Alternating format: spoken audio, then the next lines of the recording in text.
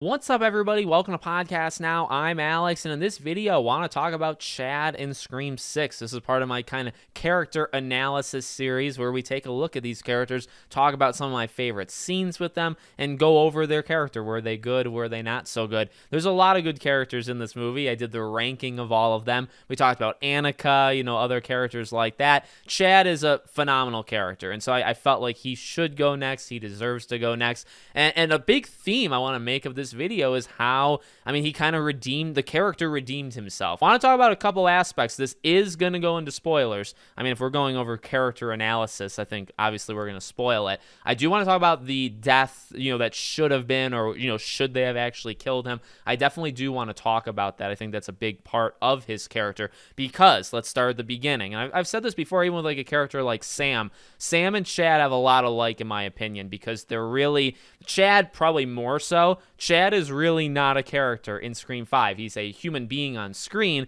but I didn't not like him. It's not like I hated him or anything. Sam, I was more like iffy where I liked some of her. I didn't like some of her. Chad, I really basically had no opinion. And my running theme with Chad as a character through 5 and leading into 6 is what character, right? Like you have a clean slate, start it fresh, and just go from here. Now, some of the reasons for that is really the situation that they put themselves in with Scream 5, right? Where a lot of characters just don't have screen time. There's a lot of screen time on Sam and Richie, right? There's a lot of that. You got some Tara scenes. Obviously, you got your OG3s and a lot of Dewey in like the first half, but there's not really a lot of time to spend on even like Mindy, Chad. Now, Mindy, of course, has some of the monologues, and that's how she stands out specifically in 5. Chad really didn't have anything, so it's only the connection to Liv, who I really didn't like that character detail where he doesn't want to go upstairs with her because he still is kind of on the fence of if she's Ghostface or not. And it's like, I get it in like the meta world or,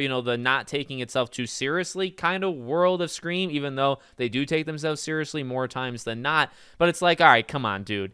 She's your girlfriend. You're close. I know that relationships in these movies don't oftentimes work out. People oftentimes die. Sometimes they are Ghostface. I get that. But there really wasn't a reason for Chad himself to suspect Liv all that much. So I never, if anything, I guess I didn't like that part of his character. His close call with death was okay, but it really wasn't all that much. So, long story, even longer, there wasn't a lot. Fast forward to 6, I really think one of the best, two of the best things I would say they did with him, actually hooking him up with Tara, was a genius move. Now, when we started to kind of learn this through the TV spots and the trailers, where it's like, oh, does Chad and Tara have like a thing? And there was kind of like a rumor going around that like, well, maybe they dated in between 5 and 6 and they kind of broke up, but maybe Chad still likes her. That was like a reoccurring kind of thought people had. Not true. It's more like he deeply cares, and I want to get to part 2, is the family. The family aspect of Scream 6 really saved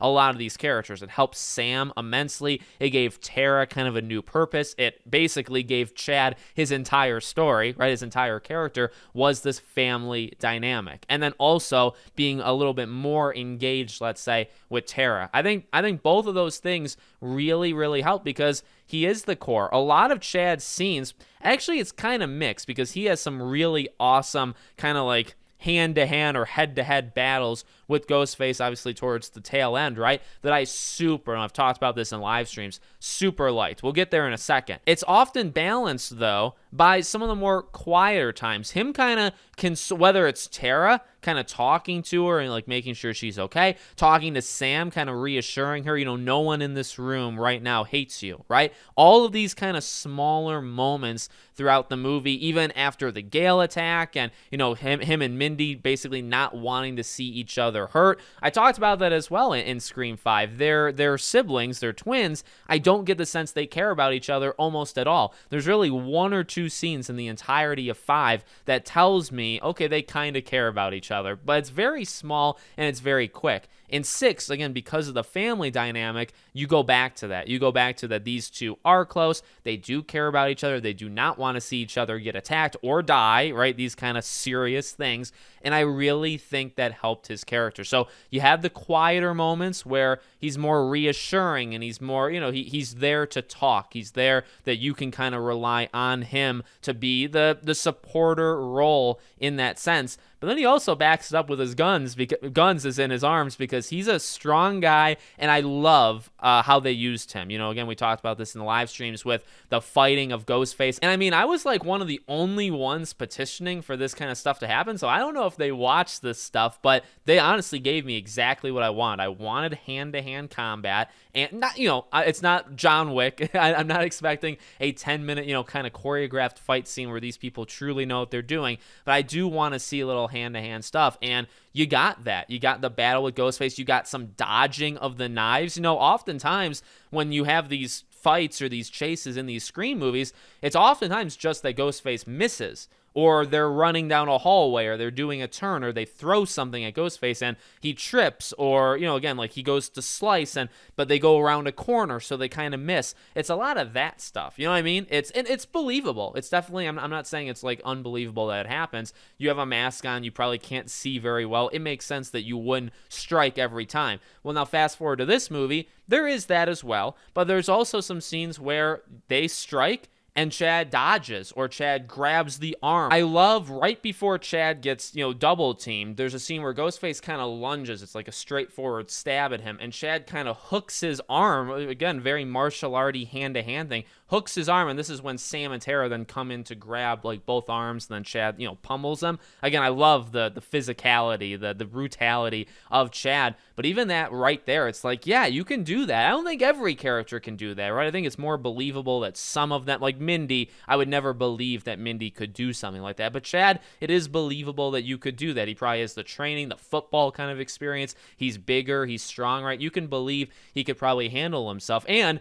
the more he's in these situations, probably the more, mentally aware, ready he is for these things. So I love it. So now let's talk about the ending, about, his death. I did the rankings of all these characters, and I believe he was my second favorite, okay? Sam was my first favorite. Annika is in the top 5. I think she is 5 or 4. Tara's in there, just so you guys kind of get like a little note of where I'm at with these characters. If Chad dies, I almost feel like Sam is so good. Sam is such a great character in this movie. I don't know if Chad kind of one-ups her, even if he dies. But I do think it was the biggest issue with his entire character, because there's really nothing wrong with him at all. Everything about him in this movie, even in the beginning, I kind of went right over that. His protectiveness of Tara, right, when she's going to be taken upstairs, and, he comes in and says, she's good down here. I love it. Immediately he has that role. So he's such a good character. The death at the end, I really think would have been the cherry on top, tying the bow, all these little puns. I'm actually very, very intrigued to see what they do with a lot of these characters, specifically, I would say, Chad and Mindy in Scream 7, because I just think Chad had such a natural beginning, middle, end in this movie that you should have killed him. I would say I'm looking at it from more of a character, just like how you craft a character and what you can do for him in 7, and can you ever kind of reach this again? Can you make Chad as good as he was in this again in 7? I think it is definitely possible. I wouldn't put it past them. They made his character good now. I think they could do it again. But it's also not even looking at the like actual thing that happened to him. He should have died, okay? The Scream 5 thing was already crazy enough because he really got massacred by Ghostface outside Stu's house, right? He should have died there. They kept him around. I don't really know what they saw of his character so much in 5 and like the test screenings and stuff that indicated that people liked him, because again, like, I didn't not like him, but I also didn't like him. He was literally just a person on screen. He wasn't in it enough. I can understand going into 6 being protective of this guy. It's like, okay, now we know what we have in this character. We know how good he is. But at the same time, it's like, all right, well, number one, he gets stabbed so many, I mean, it's got to be around 20 times, right? Even if you want to give each Ghostface 10 stabs each, maybe it's a little bit less, but you want to say, what do you want to say? 14 to 20 times somebody gets stabbed. Now, like, Detective Bailey gets stabbed like 30 plus times by Sam. He was still alive. He was going to still be alive until Sam stabbed him through the eye. So these people have like bulletproof armor just like built into their character. You know what I mean? I guess you could say that, where it's like, well, he would have survived. Chad, what's 15 stabs really? Now, we've talked about on live streams. I think you're getting to the point where it is kind of unbelievable. I think you probably have to give Chad some sort of like dewy, limp, nerve damage kind of thing. I do think you have to do that. Otherwise, it just becomes, oh, so you can get stabbed like 15, 20 times and literally just shake it off. Like, it doesn't matter. I don't like that at all. I think that's a big negative with really the radio silence films. And I've said this before, it makes the Kirby stab seem so tame, where it's like she gets stabbed like 2 times in the same spot. It's not, at the time, it's like, oh, she's dead. She's for sure dead. But it's also now, oh my God, Sam could get stabbed like that 50 times and she could walk around. Tara did get stabbed like that and then killed Ethan right after. So these stabs really don't have the same impact, which is, you're bordering on an issue. There's definitely an issue there. So I do think you have to do something with Chad in the next movie to indicate he has some sort of damage,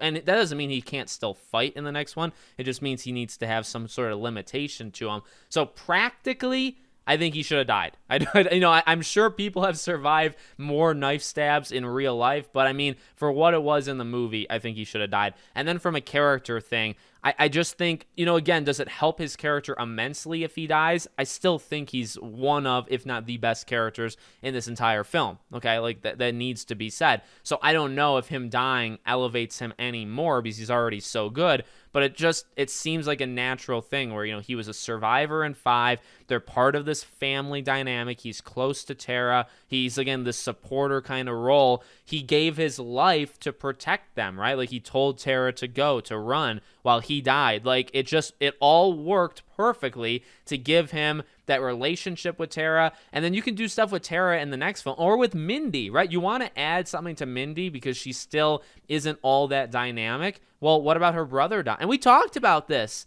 If one of the twins dies, what does that do to the other one? That adds so much to their character, to their personality. I think that makes so much sense. So losing Chad would help Tara in the next one, and it would also help Mindy in the next one. I think both those characters would be mad. Sam would be the least one because it's not really connected. I think that would work so well. So I would have liked to see it happen, but it is tough. I'll definitely give it to you. It's definitely tough because that's on one side. On the other side, he's such a good character. Mason Gooding, I've watched like too many of these interviews between, the cast of Scream 6. He just seems like a really cool guy, very funny, very like modern, like he knows his stuff. He really does. I think he knows a lot of stuff.